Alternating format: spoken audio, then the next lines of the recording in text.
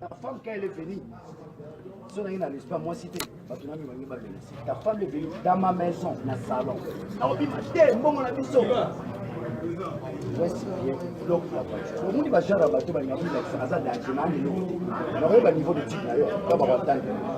Je t'ai dit que tu n'as pas un diplôme d'État. Raisonnement, non, mon cher. Non, c'est important. Voilà, chaque jour, mais au salon, on est tel acte qu'on salue l'eau. Écoute,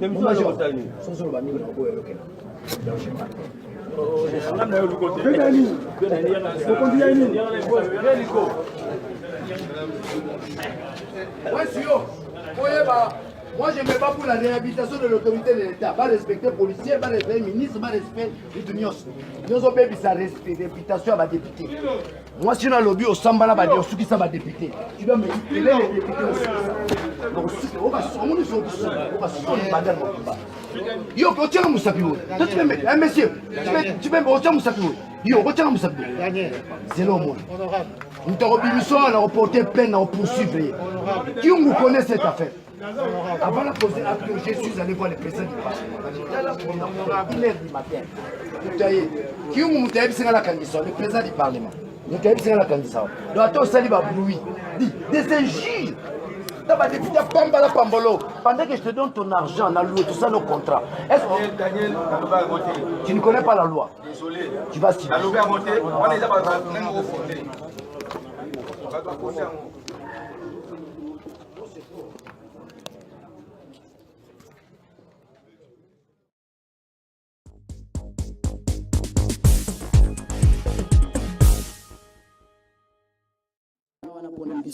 Sauf que tu as un problème, tu as vers une. Dans un problème, mon awana honorable Daniel Saf. À soit qui location et mutuka na biso, pas quand on a un parlement, les alakaka. À lui mutuka pour un délai d'une semaine.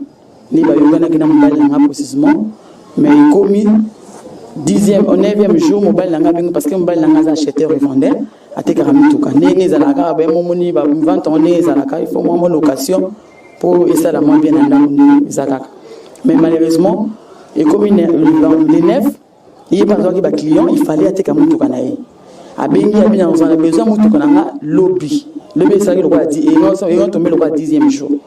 Donc on a besoin mutuka nanga pour mon client faut ba otala ngo il faut to kata contrat wana ya location.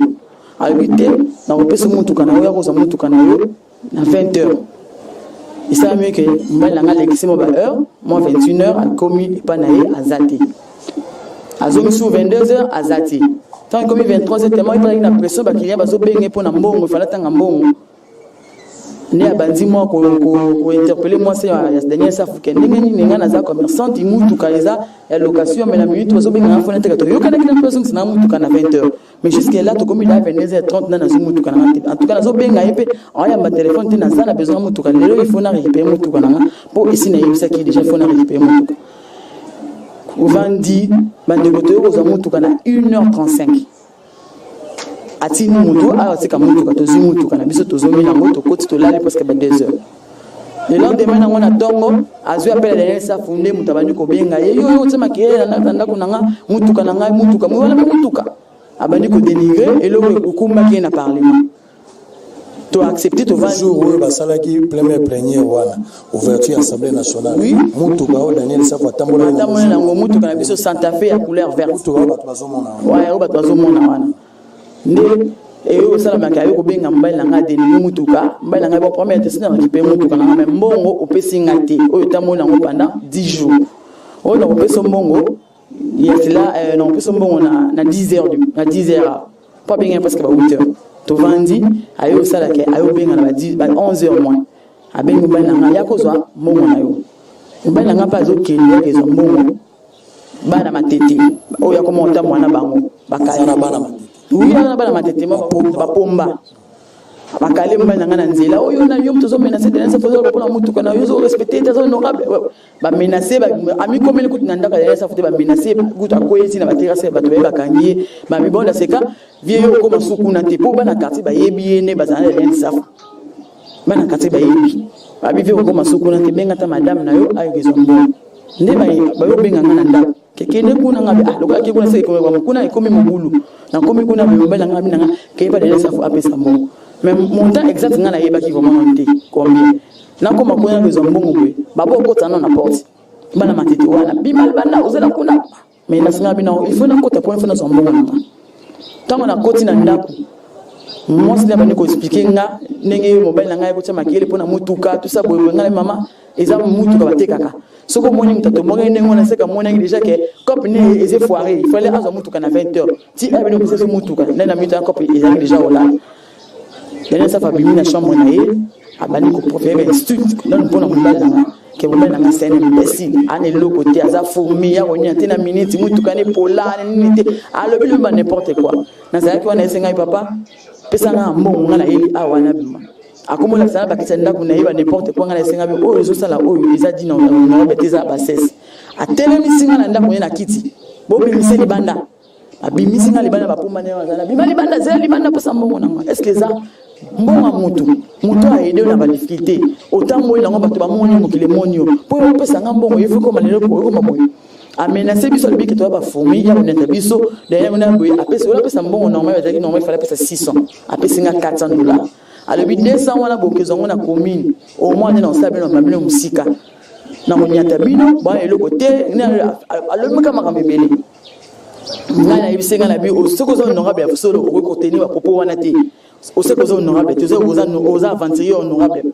na bimi na yena ngana ndako na su 400 na ina bisembela nga bi teza 400 teza 600 que nous voyons ça bon que décéticali na zongi pour la deuxième fois c'est par là dans le bilan que yo zongi sous yo ni ngo ya sous até yo na se melo makamela se non sala on libre ça mobile na yo ngai pour mes até ce que sont honorables aux au-dessus de la loi té ils appellent honorable soube ba samba pe ce que mutazaka dans un simple individu bope alonga pe pour ce que ne fund ce que funda donc hier lobby a resukisa yo na mobile ah oui le a resukisa ngala mobile nganga na samba na kabila akolimisa biso tozongi na ndako tovandi ba 16h po mutu ka tozoki ngo pena makolo koma ki mpe atomager za ngo beba mbai nanga abengi mécanicien mo abongisa ngo liboso afongo lpoazi ba pine ba makolo soto aye wana to mona ka ba policier ba yoka ngala ki ndako mbai nanga zo benga o pe benga mosta nga ala na komi dane sa fa kangisi parce que atanga na uta zongi wana benga su mobile nanga biseke na funda o mbai nanga ke funda na komi ndake ya fundie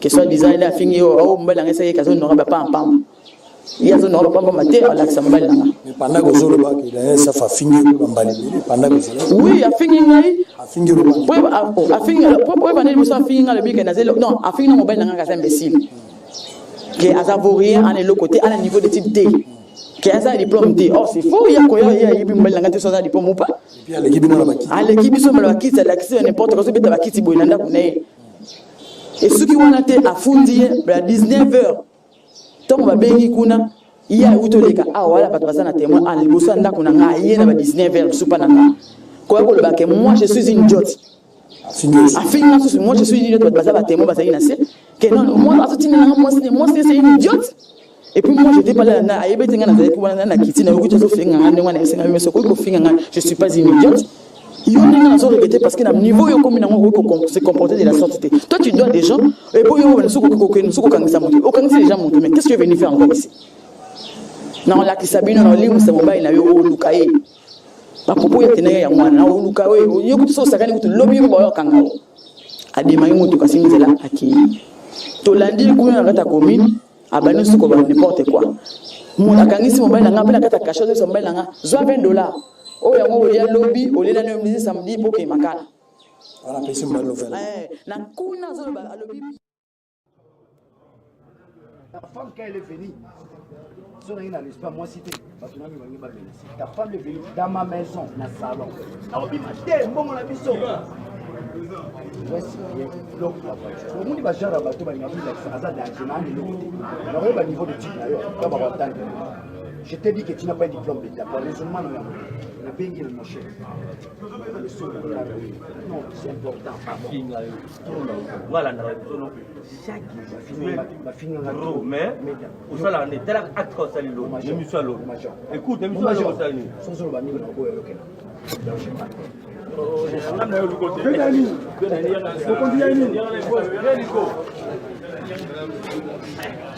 Ouais, Sio. Moi, je me bats pour la réhabilitation de l'autorité de l'État. Va respecter les policiers, va respecter les ministres, va respecter les unions. Nous avons fait sa réputation à ma députée. Moi, si on a lobby au Sambala, au Soukissa, ma députée, tu dois me dire que les députés au Soukissa. Donc, on va Yo, retiens Moussapi. Toi, tu peux mettre. Monsieur, tu peux retiens Moussapi. Yo, retiens Moussapi. C'est l'homme.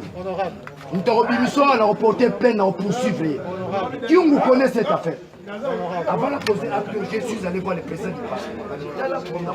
Il est 1h du matin. Qui vous avez la candidature? Le président du Parlement. Vous avez la candidature. Donc, attends, ça va bruit. Des injuges. Pendant que je te donne ton argent, la loi, tout ça, nos contrats. Est-ce que tu ne connais pas la loi? Désolé. Tu vas signer. La loi a voté. On les a pas même refondé.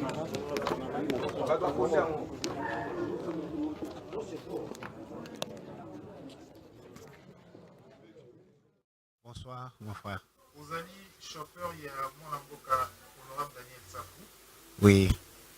Makambo et qui a Moutouka. On peut expliquer l'histoire Makambo exactement.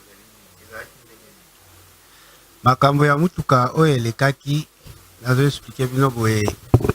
Daniel Safou azali député national.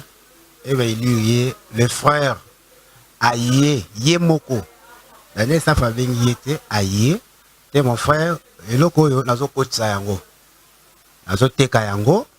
Loko loza honorable okoko zwango na prix songolo o bango bayokalaki. Bazalaki bango mibale. Bato bazalaki te, bazalaki bango mibale. Et puis après si Daniel Safou voiture. Daniel Safou a dit que non, j'ai là dans quelques jours, na va ko libérer yo to solo là. Abengi. A tekelaye. Mais dans un premier temps, le quoi la zone tambola na yango, la zone bandako pesa yo mbongo. Ye a l'obite prix à l'oba qui est 100 $. Ça fait le but était d'avoir sur 60 $. Andemi. Na combien de jours? 10 jours. Et comme il a 8e jour, na ye na tiki mutuka liboso ya porte, na kutiye a tie mutuka na simake babimate. Et nga na ye na kuti mutuka voiture mususu na sima ya jipo na za kotambusa na tuni ba jipo nga na za kotambusa oya o ba luwa ki wana ngam na za kotambusa ngo siko na tuni ba garçon o bazaki na garage wana na tie mutuka boye e na banjo ganga ka lobi ayebite ke toko bima alobi da ba garçon ba lobi nga tika makambo wana ezali ya Daniel Safou na kolo mutuka c'était 0h 1h du matin. Sikoyo lokola nazali chauffeur sumante na bimisi mutukana na ndenge na nga na ke kotika bana na classe. Deuxième jour. Non, le matin na bimisi mutuka na ke lango. Na zongu deuxième jour. Ya ye akuti bisote. Ngai Daniel Safou akuti bisote, akuti ba frère na biso o ba fanda ka kuna. O ya bazolo ba soi disant ba kuluna. Ce n'est pas de kuluna. Akuti bango abandi koganga. 0h. Abandi koganga ko benga batu. Ako benga ba journaliste. Baya Daniel Safou azimutuka na ye azomona na ngote. Donc ya ko mona ko samwisa ye. Ya zo laksanini ki député kaka ya lobby azui député alinga laksanini. Ba frère bazaki sur place ba moni que non trop c'est trop. Baye ko benga Daniel. Siko Daniel atindinga. Abi mon frère kendo donc c'est là ye mutuka na ye. Na ye na jeep na zone lié na bengi na kuti a parquer sur place au total avec jeep na lupango a parquer wana afungoli portière ya nini ya jeep a choma kolo likolo ya voiture azaki nango na bengi mon frère yaka aye oh wapi azaba atindio yonde nani abi oh mon frère nazo benga yo tu avais besoin ya jeep na yo yango et bon na butu vers 1h du matin. Ouais, bon.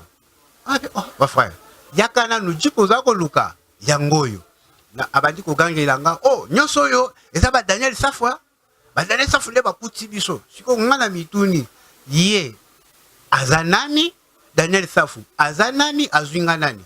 Na tomboka ki. Soka lobi ke ba gangi la kem taliboso gangi les zanga. Po abanda ko gangi langa inano. Ba lobi non, je suis pas ton enfant. Na ça moi noté.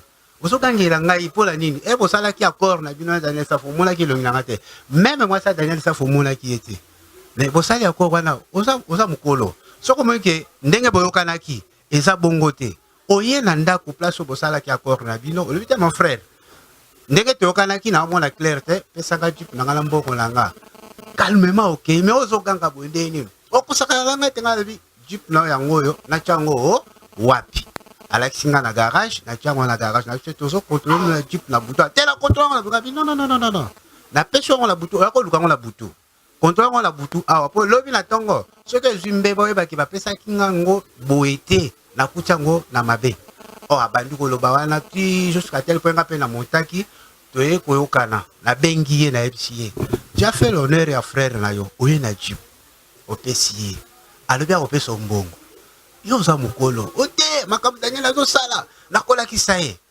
bon nayebi te nini mpenza ye akaye koluka premier jour aye kotika jipe bon ngai selon nga na comprendre ke eza likambo mosusu po premier jour aye kotika jipe azoexige Daniel ke atambolaka na chauffeur na ye c'est que aza na ku moko azomonte quelque part c'est que chauffeur na ye abanda otamba na Daniel Safo akobanda kozwa bainformation ya Daniel Safo donc naye koyebisa nga lobi oyo ezali jalousie mal placée soki moninga azwi est-ce que pour 9 jours to 10 jours oyo botambola na mutuka est-ce que bofuti bambongo nyonso bafutaki c'était pour 10 jours 8e jour na 9e jour nde abandi badega ezalaki mpona 10 jours nano ekokaki te le Daniel Safo alobi problème avant date ekoka ezalaki 8e na 9e jour 8e nde abaraki tobima te 9e jour nde aye kostationne place oyo totiaka jipe alors lelo balobi ke moto wana bakangi ye Daniel Safo akangisi est-ce vrai moto wana aza kokangama te Daniel Safo akangisi ye te ezalaki problème ere atie makelele abandi kosala bainjure pendant la nuit tapage nocturne nde la femme ya Daniel Safo ayoki ke non trop c'est trop nde alobaki ke te il faut pas porter plainte. Alors tout passe ndeko mususu pembeni comment je m'appelle comment langa Chibon Poyalin naza un proche à Daniel Safo, je suis son collaborateur. Oui, j'étais présent dans 1h du matin. À 1h du matin. Bon, ils ont eu dossier à Jeep. Bien sûr, on peut expliquer. Ouais. 1h du matin. Avec une attitude, avec une attitude à Jeep, à côté comme ça, à jouer client, ou à roter qui la Jeep. Monsieur de c'est non. Daniel Azate, Azana réunion quelque part, Azana réunion dans la beach. Oh ya la Mouka. Ne a mocha makelele na bouton ba 1h du matin. Ne moi sine ayoyo kana bouton. Nga kuna sali nini na supplier agangate parce que tozana na boutou. Zomona. Ye a comprendre bisoté. Na insisté ti akomo sanga ke ezalika mwanga na yote e alika mwanga na Daniel. Ngala bi bon. Ne alika moyo na Daniel, Luka Daniel bosila na e yo sala nini? Ando ganga na kat na liboso portail ya Daniel. Moi j'étais présent na chauffeur Moussous, trois deux chauffeurs Daniel. Ngala ebise bongonde aye ko ebisa aye ko comprendre aye écoute aye ko abaninga suba menace na butu wana ke petinga na obeta yo yali kamanga na yo abani ko menace nga bon nde yo lobe obeta ngai zela to ko so mutuka to otikela yo. Est-ce qu'il amenaça qui ba membre de la famille to lo koni parce que comment qui agression quelconque na 1h? Non, on est comme agression comme un tapage nocturne. Moi je fais le droit au campus. Na licencié en droit. On peut tout que dans la terme de la droite. Amenaça qui na boutoana. Alors n'importe quoi na boutoana. Moi, madame, maman Zouzou, madame Daniel Safo a porté plainte na aza innocent na mambwana. Daniel Safo a mambwana te. Eza moi si na ende amona kiti na erwana ayeko déranger na pongi nde pesa ke kandate. to faire comprendre ayoki te to ele Jeep na butu wana aboyo yo kabiso to tini mbongo to apesa ye aboyi kozwa na tongo ayo kozwa mbongo avec agression ye na mwasi na ye nde pesa ye mwasi Daniel Safukanda yonda porter que plainte na ba lobby le lendemain na on tongo